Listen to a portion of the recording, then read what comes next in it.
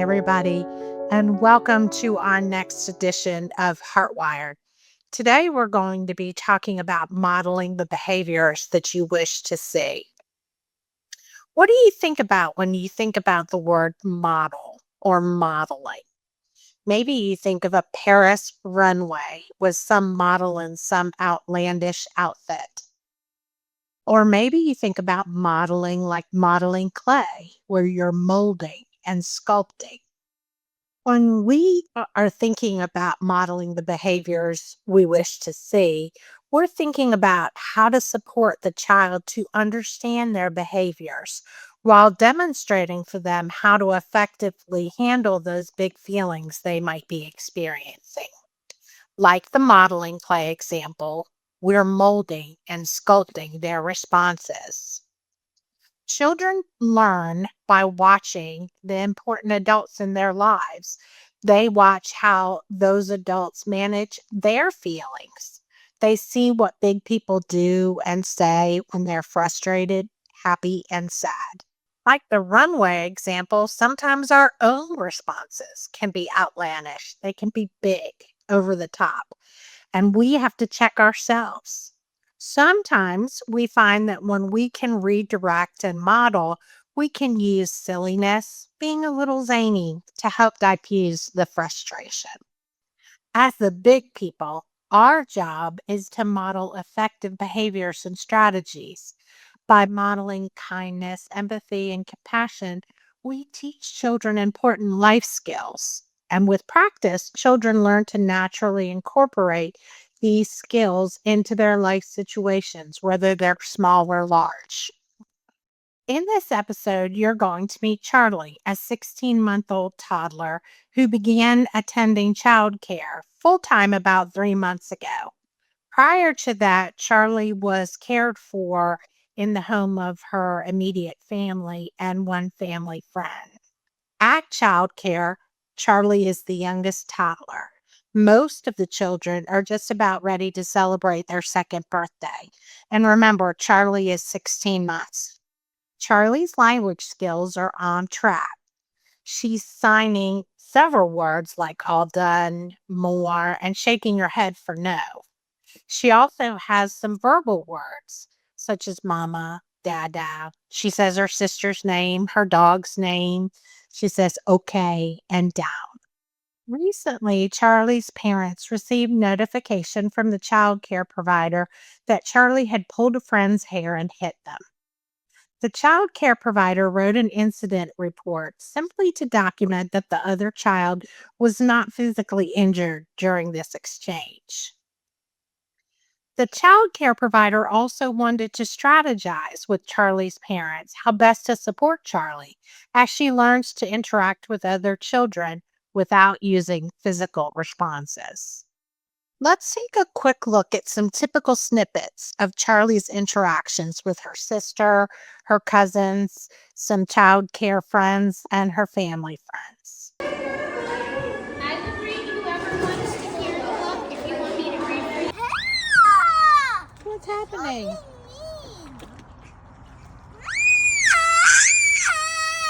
No hit.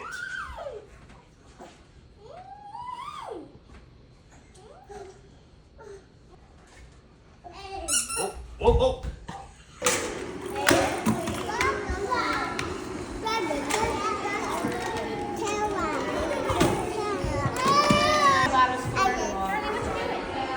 Why do you want Kenzie's leg? I'm gonna do. Mom, take her hand off it. Take her hand off it. In these videos, you see a toddler who uses her body when she doesn't have the language to say what she wants to say. Atypical? Not at all. Challenging behaviors?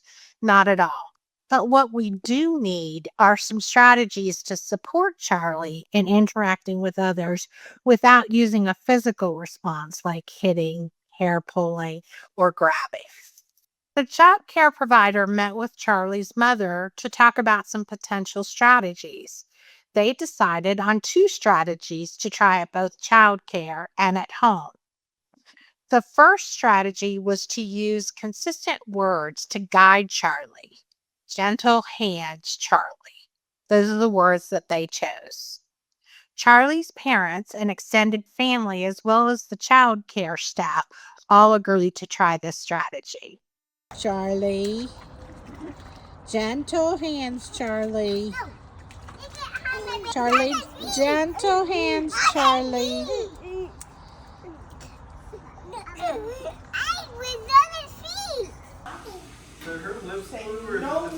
No, Charlie. That hurts.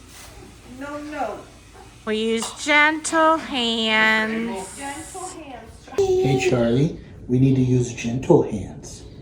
Can you show me gentle hands?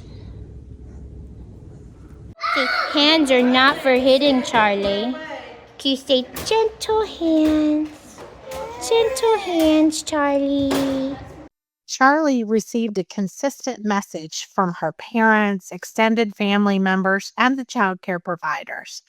The message was very simple and told Charlie the expectation of the behavior that should happen. Gentle hands, Charlie. The second strategy that the child care provider suggested was to use several books to help Charlie understand the expectations. The child care provider had a favorite book called Gentle Hands. She decided she would use that during circle time and also throughout the day when Charlie started to try to use some of her physical responses. Charlie's family also had a book at home called Hands Are Not for Hitting, and they decided that's what they would use at home. And during the story, they would kind of reinforce those words by saying, "We use gentle hands, Charlie." That really reinforced the message. Even Charlie's papa joined in the fun. Take a look at this little clip. Look there. Dressing?